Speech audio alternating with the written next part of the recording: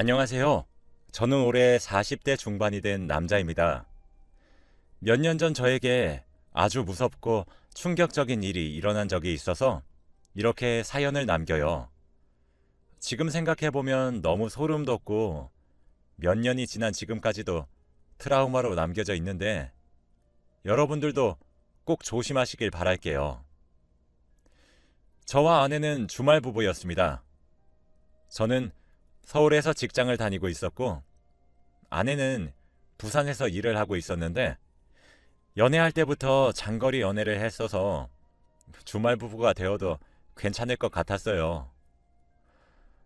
아내와 저 둘 중에 서울이나 부산으로 옮길 수 있게 되면 그때 집을 합치자고 하고 주말 부부로 지내게 되었죠. 저희가 연애를 했을 때 저는 장거리 연애를 처음 해봐서 초반에는 걱정을 많이 했지만 시간이 지날수록 좋은 점이 많더라고요. 자기 개발도 할 수 있고 아내와 저만의 개인적인 시간을 가지니까 좋았습니다.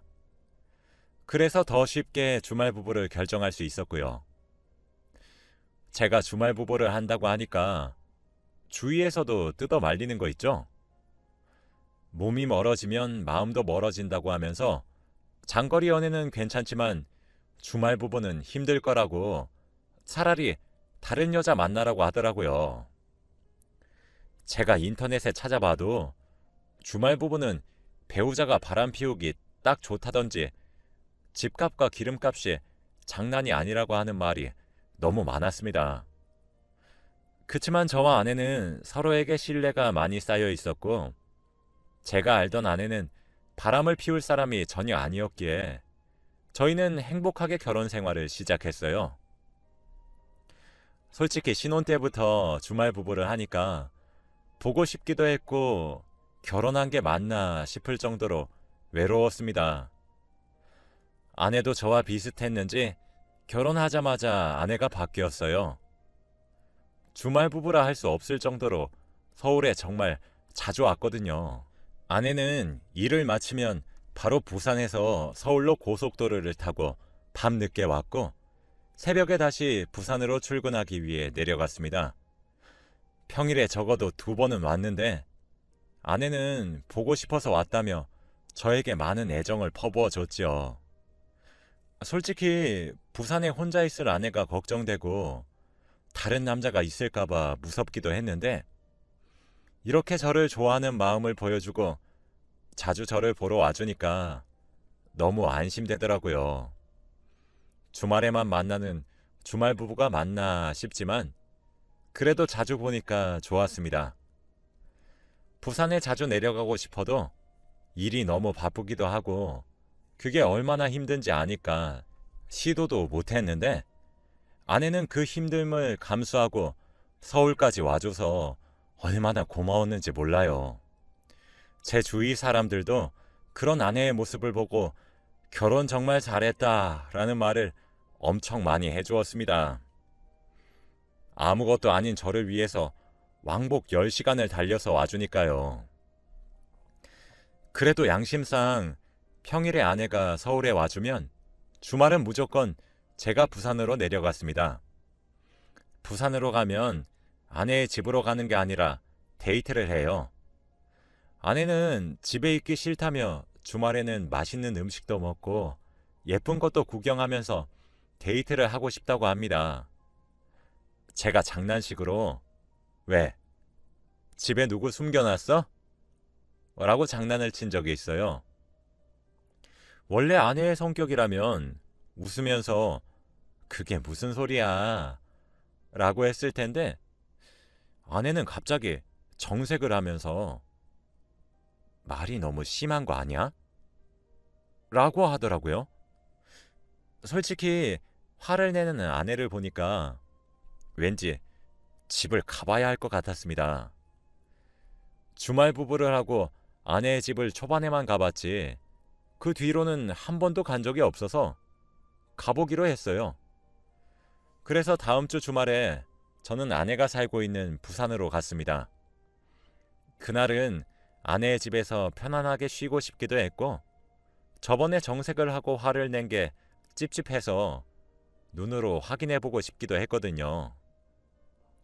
아내의 집으로 가니 제가 의심한 게 이상할 정도로 깔끔하게 정리되어 있더군요. 티 안 나게 집안 곳곳을 서성이면서 누구를 들인 흔적이 있는지 찾았습니다. 그런데 아내의 집은 머리카락 한 톨도 떨어져 있지 않았고 모델하우스 같은 느낌이 가득한 거 있죠? 여보, 집이 왜 이렇게 깨끗해? 부산 집에 자주 안 와? 내가 평일에 대부분을 서울에 있는데 부산에 잘 못 오지. 그냥 잠만 자는 집이야. 봐, 아무것도 없지? 아내가 그때 화를 낸 게 이해가 될 정도로 집은 사람의 흔적이 전혀 보이지 않더라고요. 누구를 숨겨놓을 정도로 아내는 집에 자주 오지 못하는 사람인 것 같았습니다. 그렇게 깨끗한 집을 보니까 제가 아내를 의심하는 말을 듣고 아내가 많이 억울할 것 같긴 하더라고요. 아내한테 사과를 하고 그날 저희는 아내의 집에서 오붓하게 시간을 보냈죠. 그리고 일요일 낮에 서울로 올라가려고 하는데 아내가 자기도 나가야 한다고 하는 겁니다. 어디 가냐고 물어보니 친구들이랑 약속이 잡혀서 나가야 된다고 했고 아내와 같이 준비를 하기 시작했죠. 평상시에는 혼자서 대충 준비하고 나가는데 아내와 단 둘이서 같이 준비하니까 왠지 모르게 다른 부부들은 평소에 이런 모습인 건가 하면서 우울해지는 거 있죠? 저희도 부부인데 주말에만 보고 어쩔 수 없이 각자 생활을 하니까 부부가 아닌 것 같아지면서 슬퍼지더라고요. 얼른 아내와 집을 합쳐서 같이 준비도 하고 같이 밥도 차려 먹으면서 부부 느낌을 내고 싶었습니다. 그래서 그날부터 열심히 부산으로 일을 옮길 수 있는 방법을 찾아본 것 같아요. 아내와 같이 준비를 하면서 느낀 게 아내는 집안에 있는 물건이 어디에 있는지 잘 모르는 겁니다. 제가 여보 드라이기 어딨어? 라고 물어보면 아내는 몰라? 왼쪽 서랍에 없어? 라고 했고 아내가 알려준 곳에는 항상 물건이 없었습니다. 그래서 늘 제가 뒤지면서 찾아야 했고 아내도 물건을 찾을 때 집안을 뒤지더군요. 자주 쓰는 드라이기의 위치를 모를 정도로 집에 자주 못 오는 아내를 보니까 다시 아내한테 잘해야겠다고 반성을 하게 되었어요. 그리고 얼마 뒤 아주 좋은 소식이 들려왔습니다. 바로 제가 부산에 직장을 옮길 수 있는 거였죠. 제가 자리가 비면 무조건 들어가겠다고 말씀드렸었는데 팀장님께서 저한테 부산으로 가서 얼른 아내랑 둘이서 살라고 일부러 자리를 만들어 주셨어요. 결혼한 지 몇 년 만에 드디어 부부다운 생활을 할 수 있다는 거에 기대감이 부풀었고 너무 좋아할 아내를 생각하니까 제가 다 설렜습니다.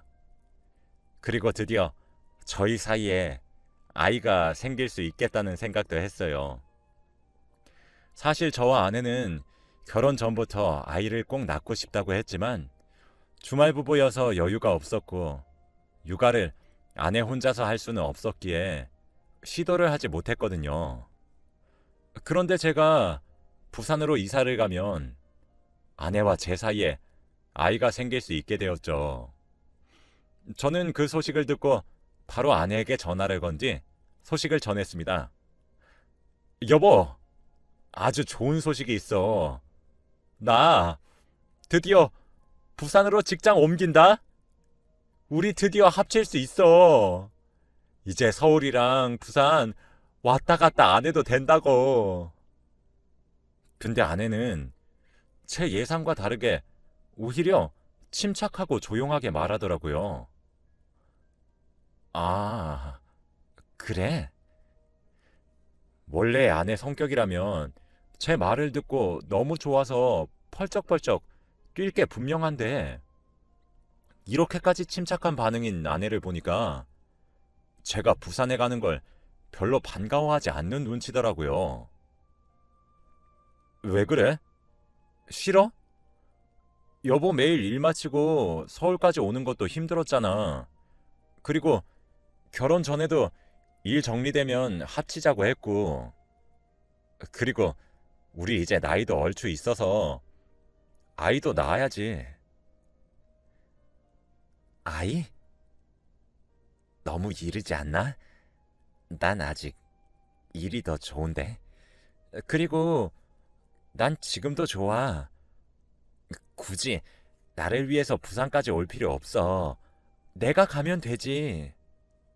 다시 처음 보는 곳에서 일하면 적응도 힘들 텐데. 괜찮아. 그리고 난 부산 이제 싫어.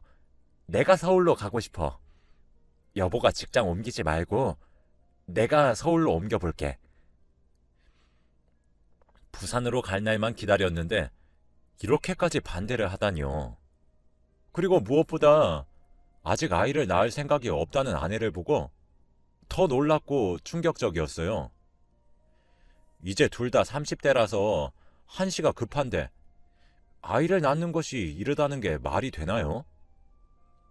드디어 주말 부부 끝낸다는 생각에 기뻐했는데 아내가 갑자기 찬물을 끼얹으니까 실망감이 컸습니다. 그래도 아내가 부산보다 서울에서 살고 싶다고 말을 했으니까 아내의 뜻을 따르기로 결정했고 아내가 얼른 서울에 와서 같이 살 날만 기다렸어요.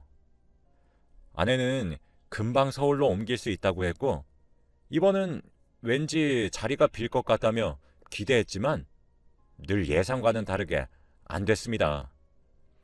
아내의 회사는 6개월에 한 번씩 서울에 있는 본사로 갈 사람을 뽑아서 가는데 아내는 매번 떨어졌고 다시 뽑히기 위해서는 6개월을 기다려야 했죠. 그렇게 반복이 되니까 몇 년이 되었고 아내는 서울로 오지 못했어요. 그동안 제가 여러 번 내가 그냥 부산에 가겠다고 그랬지만 아내의 고집을 꺾을 수 없었고 몇 년 동안 서울에 상경하겠다는 말만 하더라고요. 시간이 지날수록 아이를 낳는 것은 포기했고 아내가 평일에도 저희 집에 오는 횟수도 줄어들었습니다. 그래도 주말에는 서로 데이트는 했지만 예전만큼의 뜨거움은 없었죠. 사랑이 식어가는 느낌과는 별개로 다른 주말 부부들처럼 정석대로 결혼 생활을 이어나간 거죠. 그리고 아내의 생일이 다가왔습니다. 원래는 생일날이 평일이면 못 만나거나 생일 전 주말에 만나서 미리 생일 파티를 했는데 이번은 아내의 생일이 다행히도 주말이었어요. 그래서 생일 맞이할 겸 오랜만에 서울에서 데이트를 하기로 했죠. 예전과 달라진 저희 사이를 조금이나마 변화를 주기 위해서 열심히 아내의 생일 선물도 골랐고 서프라이즈를 하기로 했어요. 아내한테 일이 바빠서 주말에도 회사에 가는데 저녁에 집에 도착할 것 같으니 먼저 서울에 있는 집에 가서 기다리고 있으라고 했어요. 아내는 많이 서운해했지만 그래도 어쩔 수 없으니 집에 먼저 가 있는다고 하더군요. 정말로 일이 많아서 주말에도 회사에 가긴 했지만 그래도 간단한 일이라서 낮에 집에 갔습니다. 아내가 오기 전에 장롱 속에 숨어서 아내를 놀래켜 주려고 했고 장롱 안에서 아내를 기다리고 있었죠. 아내가 오기 5분 전에 장롱에 들어가서 숨었고 아내가 집에 들어올 때까지 기다렸습니다. 그런데 저는 그때 아주 충격적인 한 사람을 보게 되었어요.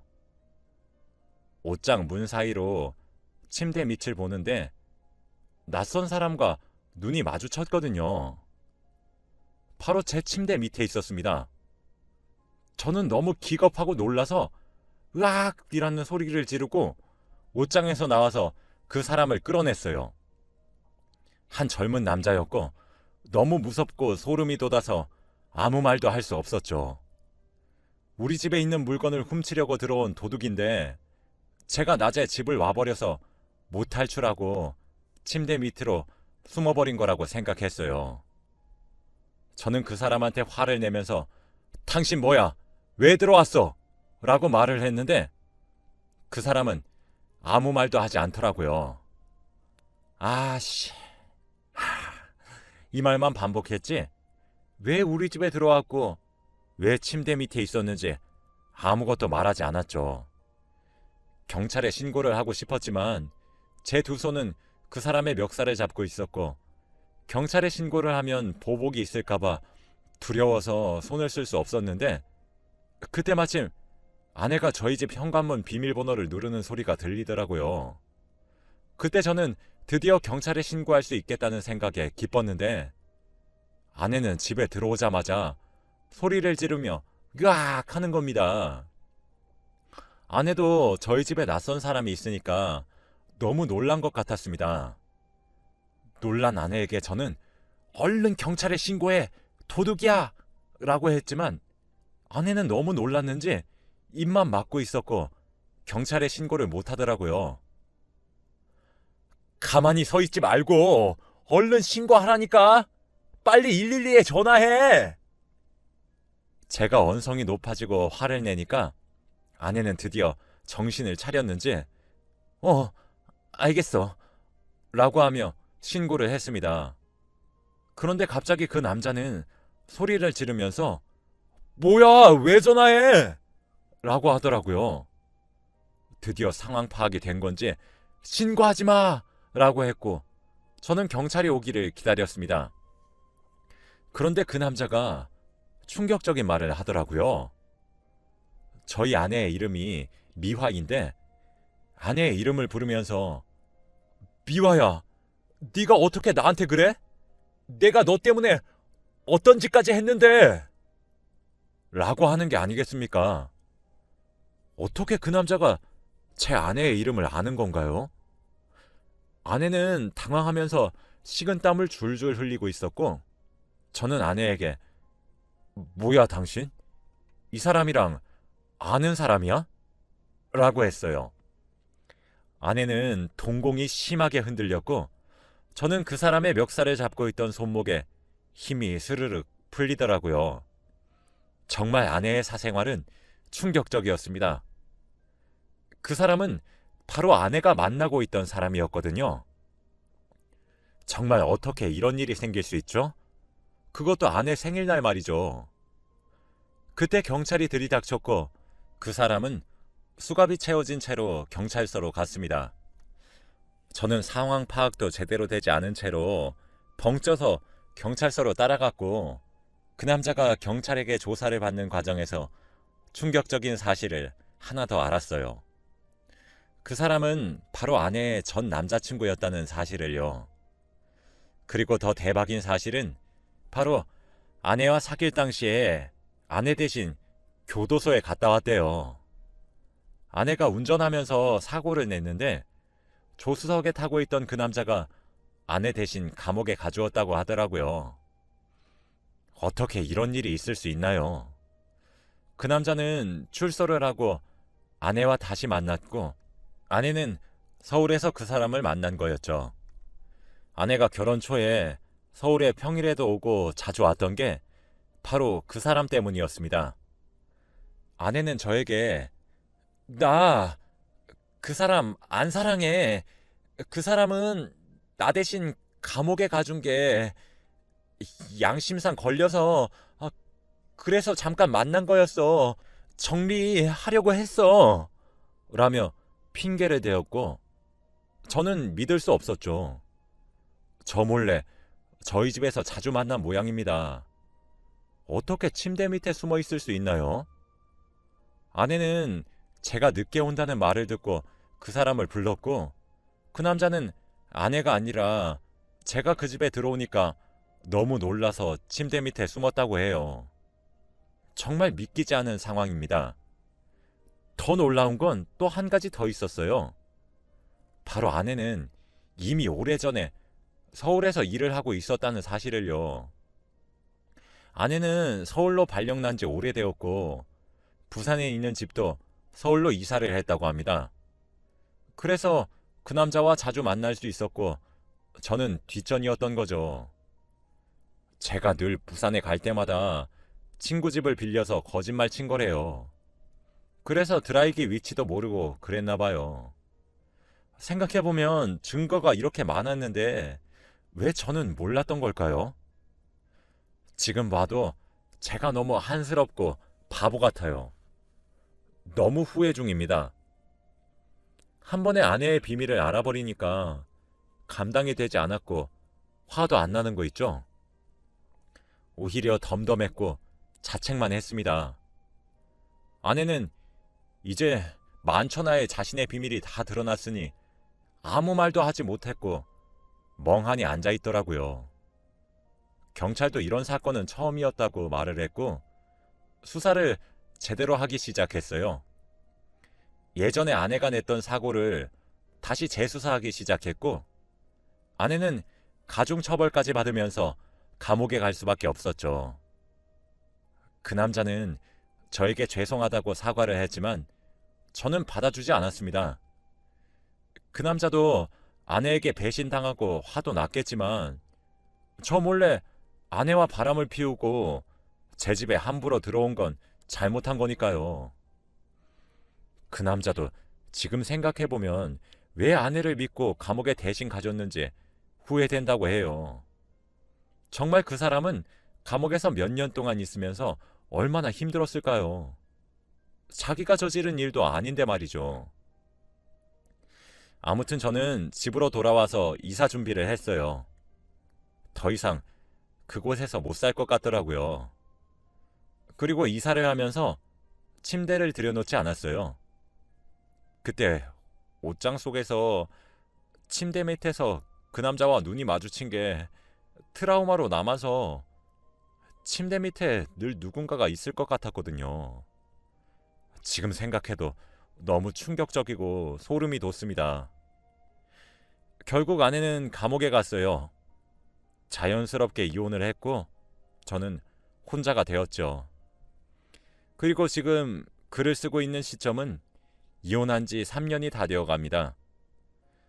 어떻게 그 여자를 철석같이 믿었는지 모르겠네요. 이제 3년이 지나서 그 여자가 출소할 때가 되었는데 마주칠까봐 겁이 납니다. 혹시라도 복수를 할 것 같거든요. 여러분들도 여자나 남자 잘 보고 결혼하세요. 이런 비밀이 있을 수도 있잖아요. 제 이야기는 여기까지입니다. 들어주셔서